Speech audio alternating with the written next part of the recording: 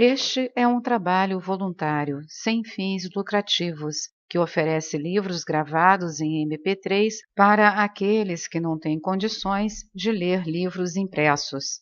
Para ouvir este e outros livros gratuitamente na íntegra, acesse nosso canal e leia as instruções na aba Sobre. Este livro foi gravado para o uso exclusivo da pessoa com deficiência visual, não podendo ser comercializado de acordo com a Lei nº 9.610, de 19 de fevereiro de 1998. Imediatamente, sem o menor esforço de minha parte, saí de meu corpo físico, vendo-o inteiramente reclinado no chão. Admirei-me de que meu corpo ficasse em segurança ali, na encosta da montanha, e em resposta ao meu pensamento, Saint-Germain replicou: Não vos preocupeis, nada no mundo pode prejudicar vosso corpo enquanto estivermos ausentes. Observai. Instantaneamente, vi meu corpo físico envolvido por uma chama branca, formando um círculo de mais ou menos 1,5 metros de diâmetro. Saint-Germain colocou o braço direito em volta de mim e vi que estávamos nos elevando rapidamente do solo. Logo, porém, ajustei-me à sua ação vibratória. Não houve sensação de movimento através do espaço, e num instante estávamos vendo embaixo uma cidadezinha no sul da França.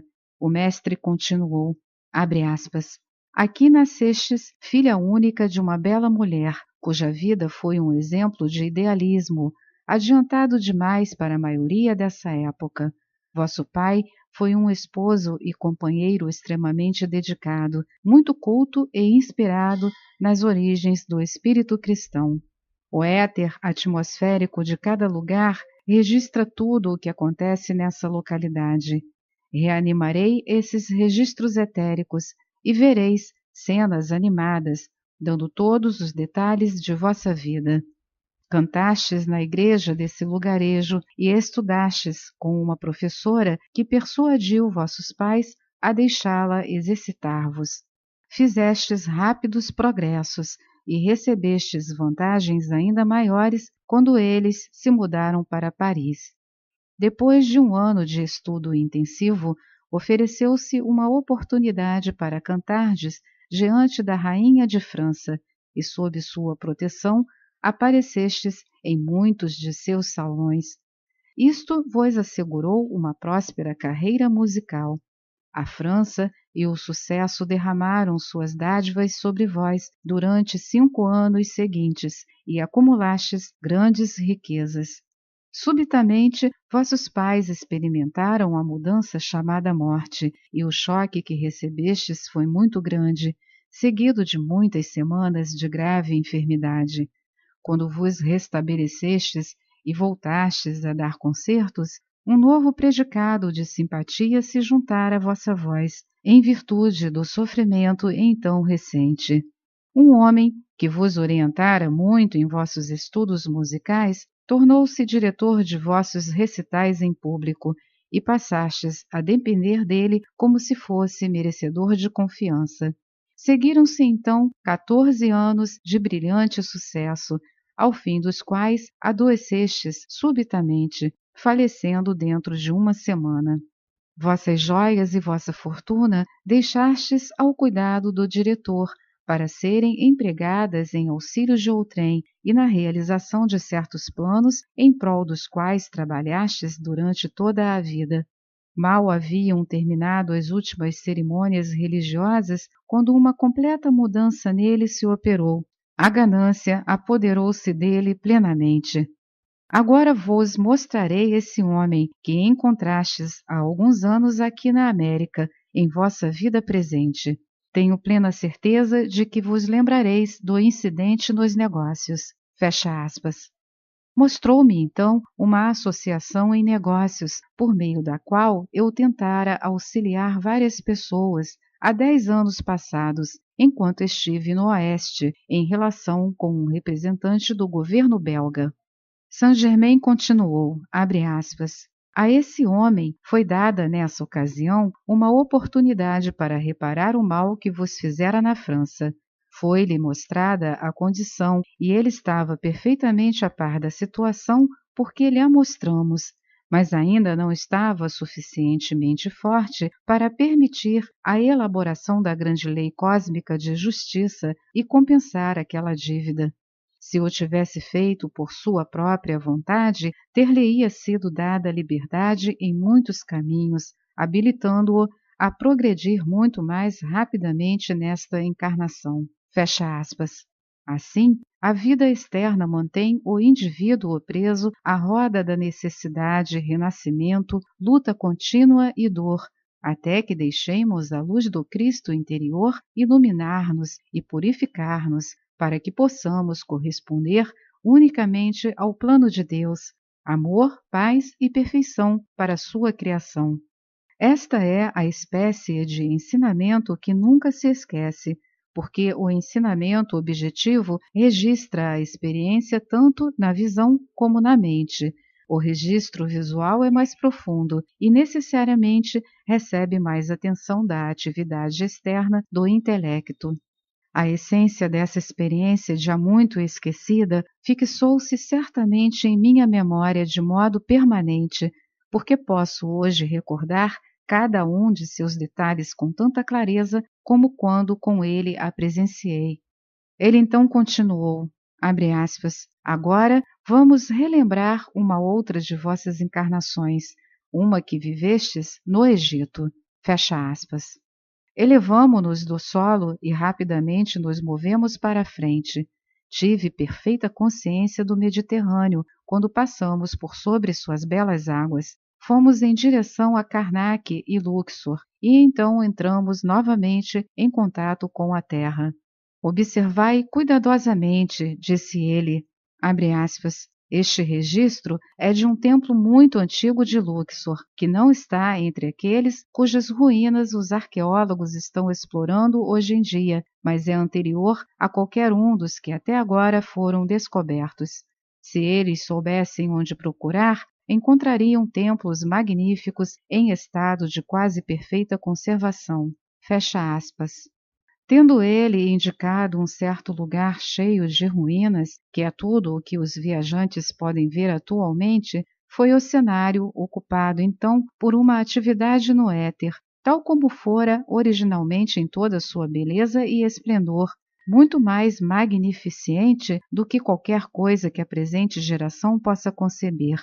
Os jardins e os lagos eram cercados de grandes pilares de mármore branco e granito rosa. Todo o local se tornou vivo, real, vibrante e tão tangível como qualquer cidade material de hoje na Terra. Era tão perfeitamente natural e normal que perguntei de que modo fazia tão vívidas estas experiências. Ele respondeu, abre aspas, o homem e suas criações, do mesmo modo que a natureza, têm uma contraparte etérica, um modelo, que se imprime para todo o sempre na atmosfera que o rodeia, onde quer que vá. O modelo da atividade individual e experiência da vida está dentro de sua própria aura, todo o tempo. Um registro similar existe na aura de todo lugar. Um mestre ascensionado pode, se quiser, reavivar ou revestir de atividades anteriores o registro de um indivíduo, esteja este onde estiver, porque o modelo sobre o qual o mestre aglutina a estrutura atômica está sempre na aura desse indivíduo.